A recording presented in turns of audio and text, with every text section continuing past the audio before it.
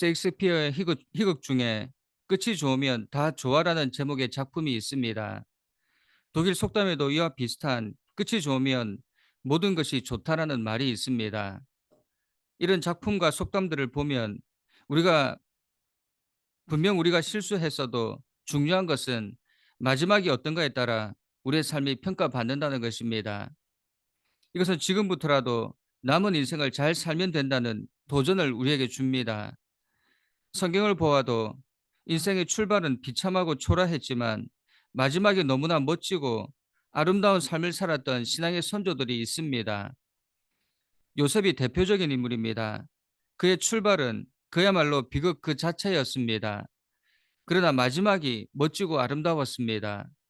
그것은 그가 애굽의 총리 대신에 일하는 자리에 올랐기 때문이 아니라 용서할 수 없는 자기 형제를 용서하는 너그러움 때문이었습니다.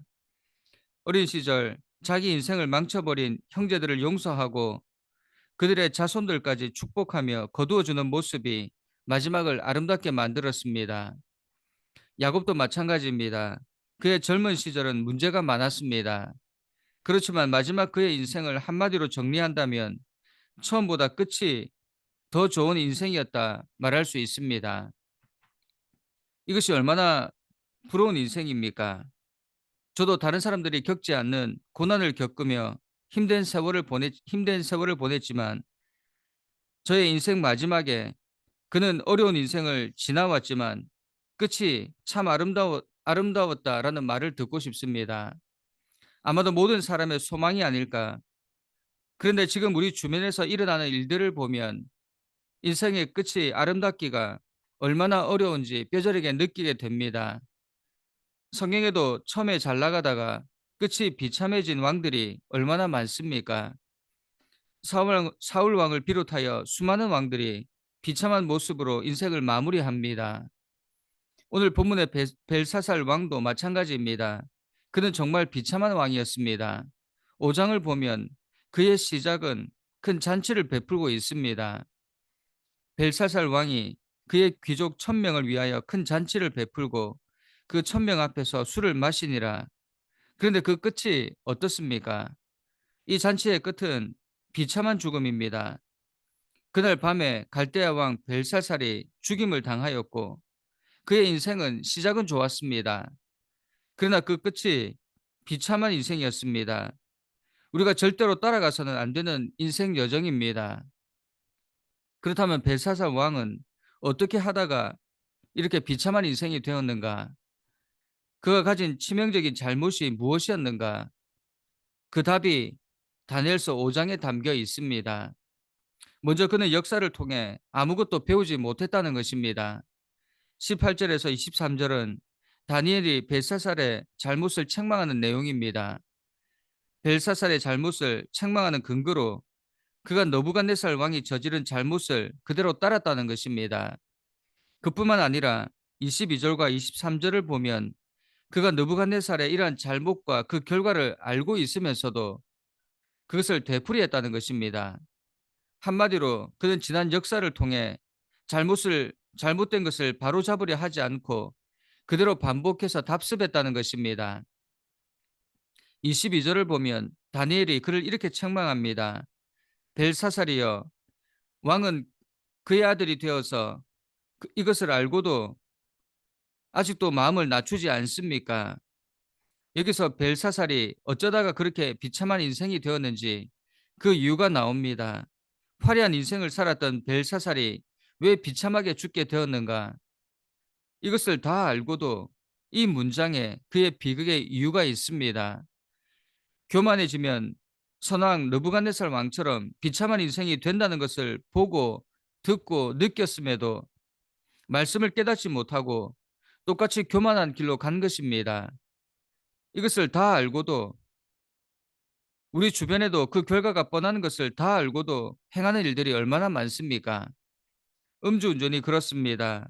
그 결과가 어떤지 다 알고도 똑같이 그 길을 가는 사람들이 얼마나 많습니까? 미리 단속을 예고했는데도 단속 2시간 만에 500명이 넘는 500명이 넘게 적발되었다는 기사를 본 적이 있습니다. 결과를 몰라서 그렇습니까? 이렇게 될 것을 다 알고도 그렇게 한 것입니다. 이뿐입니까? 미투를 통해서 고위층의 성추행 사건들이 밝혀지기 시작했습니다. 그런데 그것이 사라졌습니까? 성추행 사건이 밝혀지게 되면 어떻게 되는지 다 알고도 끊이지 않고 반복되고 있습니다. 왜 그런 것입니까? 왜 다 알고도 이런 범죄를 멈추지 못하는 것입니까? 역사를 통해서 우리에게 교훈하는 하나님의 말씀을 듣지 않기 때문입니다. 배우지 않기 때문입니다. 하나님께서 누군가를 욕하고 비난하라고 우리에게 이런 일들을 겪게 하시고 이런 메시지를 전해주는 것이 아닙니다. 선왕이 교만하다가 징계를 받은 것을 알았다면 타산지석으로 삼아 하나님 앞에서 겸손한 길로 가야 하는데 벨사살 왕은 그러지 못했습니다. 같은 길을 걸어갔습니다. 그래서 비참한 인생이 되었습니다. 하나님은 우리가 이 사건을 통해 배우기 원하십니다. 그를 향해 바보 같은 놈이라고 평가하고 비난하기에 앞서 지금 우리는 어떤가? 우리도 다 알고도 그 얘기를 걸어가고 있는 것은 아닌가 돌아보라고. 그래서 지금 하나님은 이 말씀을 우리에게 주신 것입니다. 역사를 통해 배우라고, 같은 일을 반복하지 말라고. 벨사살은 느부갓네살이 하나님 앞에서 교만하게 굴다가 하나님께 벌을 받고 나서 하나님을 인정하고 높인 일을 다 알면서도 고집스럽게 하나님을 부정했습니다. 하나님께 감사하고 영광을 돌려도 부족한데 도리어 성전의 그릇으로 술을 마시고 우상들을 찬양하며 하나님을 모욕했습니다. 이것이 그를 파멸로 몰고 간 것입니다. 여러분, 우리에게도 이런 어리석은 모습이 있지는 않습니까? 하나님이 무엇을 원하시고 무엇을 싫어하시는지 뻔히 알면서 일부러 모른 척 하지 않습니까? 역사를 통해 깨닫고 배우지 못하는 것은 벨사살뿐만이 아닙니다. 우리도 마찬가지입니다. 우리도 역사의 잘못을 되풀이합니다. 역사를 기록하는 목적이 그 역사를 통해 교훈을 얻게 하려는 것인데 사람들은 역사는 배우지만 교훈은 배우지 않습니다. 그래서 늘 역사를 되풀이하는 것입니다. 독일 철학자 헤겔은 우리가 역사에서 배우는 것은 역사를 통해 아무것도 배우지 않는다는 것이다. 라는 말까지 했습니다. 얼마나 어리석습니까? 역사를 배우면서 그 역사에서 아무것도 배우지 못하는 것. 그런데 우리가 알아야 하는 것은 역사에 기록된 잘못을 범하는 자는 그 결과도 동일하게 맞게 된다는 것입니다. 과거의 수치와 비극, 이것을 알면서도 저지른 대가는 그 수치와 비극을 동일하게 겪게 된다는 것입니다. 더 가중된다는 것입니다. 이것을 다 알지만 잘못을 되풀이하면서도 그 결과는 자신에게 임하지 않을 것이라고 생각합니다. 여러분, 우리가 정말 끝이 좋은 인생이 되기 원한다면 가장 먼저 지난 역사를 정확히 살펴보아 실패의 역사는 결코 반복하지 말아야 합니다. 역사를 통해서 배워야 합니다. 그래야 시작보다 끝이 더 아름답고 행복한 인생이 될 수 있습니다. 우리 역사를 통해서 배웁시다. 하나님께서 말씀을 우리에게 주신 이유도 이것을 교훈으로 삼고 바른 길을 가게 하기 위한 것입니다. 우리 하나님의 뜻을 깊이 새기며 끝이 좋은 인생들이 되기를 간절히 축원합니다. 두 번째로 벨사살 왕이 끝이 비참한 인생이 된 이유는 사람의 모든 행위를 하나님께서 심판하신다는 사실을 몰랐기 때문이었습니다. 25절에 벨사살 왕을 향한 예언의 글이 기록되어 있습니다. 기록된 글자는 이것이니 곧 메네 데겔 우바르시니라. 여러분, 우리가 꼭 기억해야 하는 것은 이 글자가 나타나면 더 이상 기회가 없다는 것입니다. 이 글자가 나타나기 전에 하나님이 경고를 주실 때 돌이켜야 합니다. 하나님의 심판이 이미 내려진 후에는 그 해석이 필요 없습니다. 그것으로 이미 끝난 것입니다. 그런데 그는 어리석게도 그 후에 이 뜻을 해석하는 자에게 상급을 주고 나라의 셋째 통치자로 삼겠다 조서를 내렸다는 것입니다. 27절을 보면 그에 대한 예언을 이렇게 해석합니다. 왕을 저울에 달아보니 부족함을 보였다. 하나님은 벨사살의 삶을 계수하고 그의 모든 행위를 살펴보시고 심판하셨습니다. 그에 대한 하나님의 심판은 그의 삶과 행위를 다 계수하시고 달아보신 후에 그의 삶과 행위가 당신의 기준에 부족하였기에 그에 대해 심판하신 것입니다. 여러분, 두려운 것은 하나님은 우리의 삶과 행위도 계수하고 계시다는 것입니다. 불꽃 같은 눈으로 살펴보고 계십니다. 하나님께서 모든 순간 우리를 살피시기에 어떤 것도 숨길 수 없습니다. 모든 사람들의 행위와 삶을 살펴보시고 그 행위대로 판결을 내리신다는 것입니다. 저울은 어떤 물건을 올려놓았을 때 그 무게를 정확하게 보여줍니다. 올려지는 즉시 무게가 표시됩니다.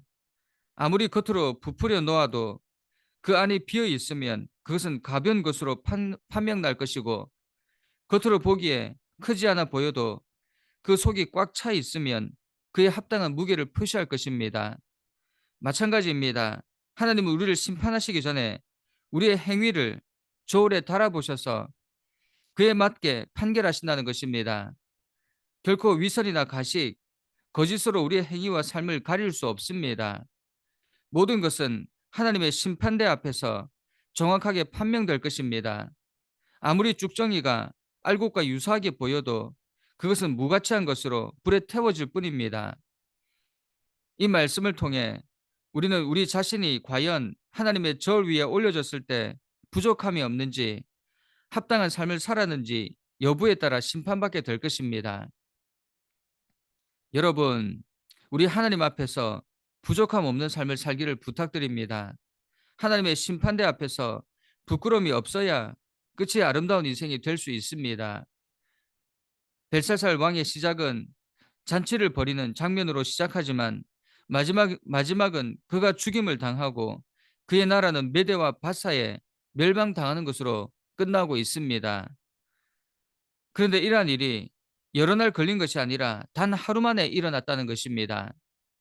벨사살이 겪은 이 일은 하나님 없이 살아가는 사람들, 하나님을 멸시하고 역사를 통해 배우지 못한 어리석은 자들에게 닥칠 종말을 보여주는 것입니다.